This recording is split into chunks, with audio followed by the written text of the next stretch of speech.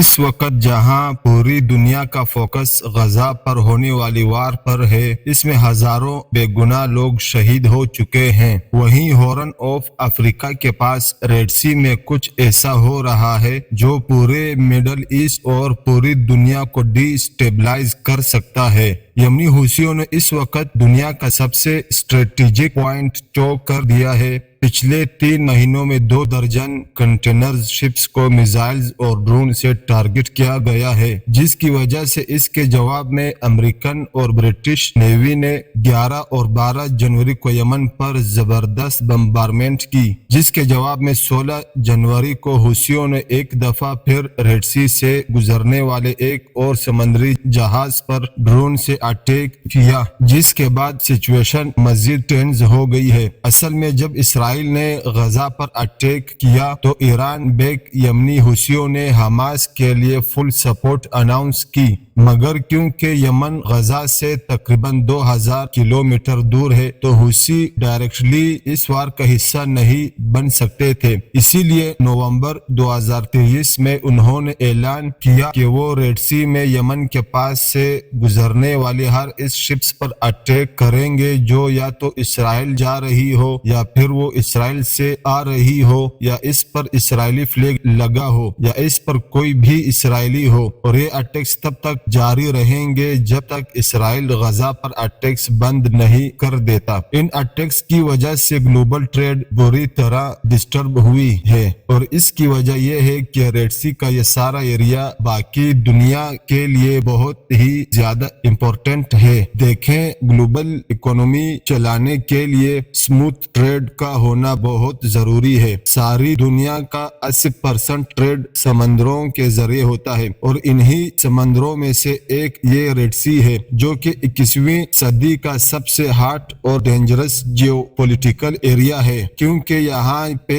2 چوک points ہیں، ایک یہ ایجپٹ کے پاس سوئز کینال ہے اور دوسرا یہ یمن کے پاس باب المندیب اسٹریٹ ہے۔ 28 کلومیٹر کی یہ پتلی سی جگہ جہاں پر مڈل ایسٹ اور ایشیا سے آنے والے سمندری جہاز انڈین اوشین کو کراس کرتے ہوئے ریڈ سی میں انٹر ہوتے ہیں اور پھر سوئز کینال کو کراس کر کے میڈیٹرین سی میں نکل جاتے ہیں، اور وہاں سے پھر وہ یورپ اور امریکہ تک پہنچتے ہیں۔ تو بیسیکلی ایشیا اور مڈل ایسٹ کو یورپ سے کنیکٹ کرنے کا یہ سب سے شارٹیسٹ روٹ ہے۔ پوری دنیا کی 10% آئل اور 6% نیچرل گیسز کی سپلائی اسی 28 کلومیٹر کے چوک پوائنٹ سے گزرتی ہے، اور یہ ساری گیس اور آئل ادھر پرشین گلف کنٹری سے اسٹریٹ آف ہارموز کراس کر کے آتی ہے۔ 2022 کے اسٹیٹکس کے مطابق پورے یورپ کی 20% آئل امپورٹ اور 24% گیس امپورٹ اسی باب المندیب اسٹریٹ سے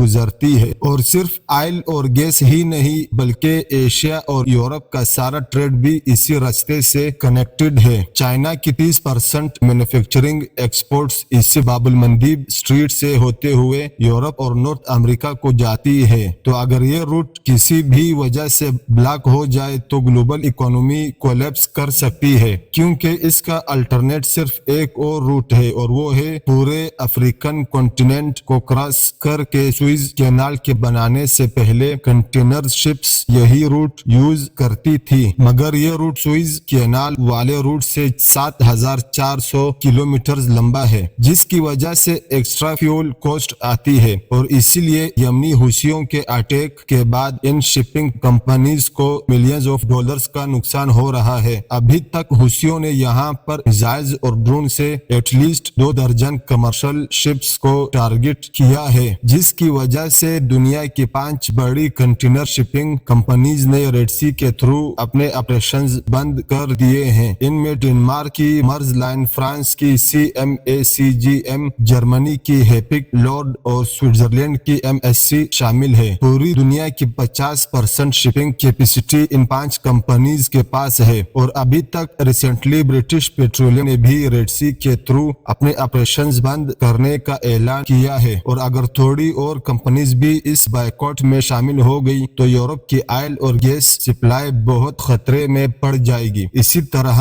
شپنگ انڈسٹری کو ایک اور دھچکا یہ بھی لگا ہے کہ انشورنس کاسٹ 10 ٹائمز بڑھ گئی ہے، کیونکہ آئل ٹینکرز ویسے ہی بہت ایکسپینسو ہوتے ہیں، تو اس کی پرائس بڑھنے کا اثر $1000 میں آئے گا۔ ابھی امریکہ اس روٹ اور اسرائیلی شپس کو پروٹیکٹ کرنے کے لیے بہت کوشش کر رہا ہے، اور اس نے انٹرنیشنل کمیونٹی سے اپیل کی ہے کہ وہ اس کے ساتھ مل کر یمنی حوثیوں کے خلاف آپریشن کریں۔ مگر سوائے برٹش کے کوئی اور کنٹری یمنی حوثیوں کے خلاف آپریشن میں آگے نہیں آیا۔ فرانس، اٹلی اور اسپین نے اسٹریٹ فارورڈ منع کر دیا۔ ایجپٹ، سعودی عربیہ اور UAE بھی اس آپریشن سے غائب ہے۔ چائنا اور رشیا، جن کی جبوتی میں ملٹری بیسز ہے، وہ بھی ابھی تک بالکل خاموشی سے سب کچھ دیکھ رہے ہیں۔ اصل میں پولیٹیکل ڈفرینسز تو ایک طرف، مگر اس نیوٹرلٹی کی ایک اور بہت بڑی وجہ بھی ہے، اور وہ ہے حوثی ڈرونز کو روکنے کی ہائی کوسٹ۔ ویسٹرن نیوی کے ویپنز اتنے مہنگے ہیں کہ ان سے یہ چھوٹے چھوٹے ڈرونز گرانا لٹرلی ورتھ اٹ ہی نہیں۔ میں آپ کو ایگزامپل سے سمجھاتا ہوں۔ ریسنٹلی فرانس نے یمن کا شارٹ ڈرون گرانے کے لیے Aster 15 surface to missile use کیا۔ اب اس فریش میزائل کی کاسٹ $1 ملین ہے، جبکہ یمنی ڈرون کی کاسٹ صرف $20,000 ہے۔ مطلب $1 ملین کا میزائل مار کے $20,000 کا ڈرون تباہ کرنا کسی بھی طرح سے جسٹیفائڈ نہیں۔ لیکن دوسری طرف اگر یہ شپس تباہ ہوتی ہیں تو وہ بھی ملینز آف ڈالرز کا نقصان ہے۔ تو حوثیوں کے لیے گڈ اینڈ ویل سچویشن ہے۔ اسی طرح حوثیز کے پاس دو اور بھی بہت زبردست ہتھیار ہیں۔ ایک تو 1400 کلومیٹرز کی رینج والے بیلسٹک میزائلز جو زمین میں اس رینج کے اندر ہر چیز کو ٹارگٹ کر سکتے ہیں، اور دوسرا 400 سے 800 کلومیٹر کی رینج والے اینٹی شپ کروز میزائل جو کسی بھی شپ کو بہت ہی ایکوریٹلی نشانہ بنا سکتے ہیں۔ دو ان ٹاپ آف 10 ویسٹرن ہتھیاروں کے مقابلوں میں یہ بیلسٹک میزائلز بہت سستے ہیں، اسی لیے یہ بہت ہی کمپلیکیٹڈ کانفلکٹ بن گیا ہے، اور بہت سے کنٹریز ابھی اس کا پارٹ نہیں بننا چاہ رہے ہیں۔ اس بلاکیڈ کا ایجپٹ پر بھی بہت نیگیٹو اثر پڑے گا، کیونکہ وہ سوئز کینال سے گزرنے والی شپ سے $10 بلین اینولی کماتا ہے۔ اسی لیے جب کنٹینرز افریقہ کے روٹ سے جائیں گے تو ایجپشن اکانومی کو اچھی خاصی ہٹ پڑے گی۔ سعودی عرب ابھی تک اس معاملے پر خاموش ہے، حالانکہ 2015 سے سعودی عرب یمنی حوثیوں کے خلاف لڑ رہا ہے، مگر اب ریسنٹلی سعودی عرب نے یمن کے اگینسٹ اپنی اپروچ بدلی ہے۔ سعودی عرب نے ریسنٹلی یمنی لیڈرشپ کے ساتھ پریس اسٹریٹجیز بھی سائن کی ہیں۔ کچھ اینالسٹ کے مطابق سعودی عرب کو USA پر کافی غصہ بھی ہے، کیونکہ جب یمنی ڈرون سعودی عرب کی آئل پائپ لائنز پر اٹیک کرتے تھے تو امریکہ کا کوئی خاص پروایکٹیو رسپانس نہیں ہوتا تھا۔ اسی لیے اب سعودی عرب صرف ایک اسپیکٹیٹر بن کر ساری سچویشن کو دیکھ رہا ہے، لیکن دوسری طرف UAE امریکہ پر بہت دباؤ ڈال رہا ہے کہ وہ حوثیز پر فل سکیل اٹیک کر دیں، بیکاز UAE یمن میں اینٹی حوثی گروپ کو سپورٹ کرتا ہے، اور پچھلے کچھ سالوں سے UAE یمن میں بہت زیادہ انٹرسٹ لے رہا ہے، اور اس کی وجہ یمن میں ڈسکور ہونے والے بہت بڑے آئل ریسورسز ہیں۔ کچھ رپورٹس کے مطابق یمن میں وینزویلا کے بعد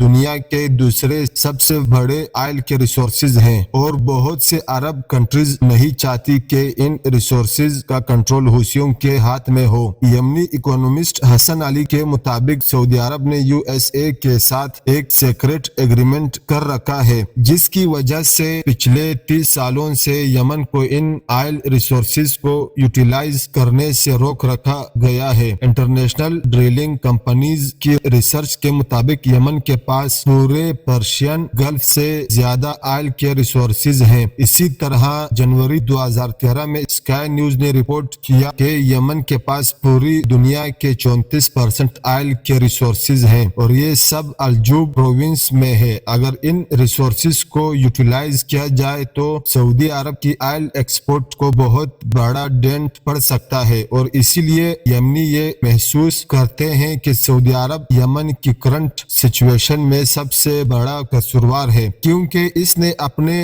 फायदे के लिए यमन में सिविल वार को प्रमोट किया। लेकिन यमनियों में अब बहुत अवेयरनेस आ चुकी है। पूरी दुनिया ने इन्हें बहुत साल इग्नोर किया है, मगर अब वो मामला को अपने हाथ में ले रहे हैं। सिर्फ चंद दिनों में बहुत सी वर्ल्ड पावर्स के हाथ पांव फूल चुके हैं और अभी तक हुसियों ने ये भी थ्रेट किया है कि अगर इसराइल ने गजा वार बंद नहीं की तो वो रेड सी से गुजरने वाली सारी इंटरनेट केबल्स उड़ा देंगे, जिसके बाद एशिया और मिडल ईस्ट समेत 90% इंटरनेट कनेक्टिविटी खत्म हो जाएगी। इसीलिए मैंने वीडियो के शुरू में कहा था कि यमन दुनिया के इतने इम्पोर्टेंट पॉइंट पर है कि यहाँ होने वाली एक्टिविटीज पूरे मिडल ईस्ट और इवन पूरी दुनिया को डिस्टेबलाइज कर सकती है। 2024 बहुत सी चेंजेस लाने वाला है। अभी ईरान और पाकिस्तान के बीच भी जो तनाव क्रिएट हुआ है, ये भी इस लार्जर जियोपॉलिटिकल गेम की एक कड़ी है।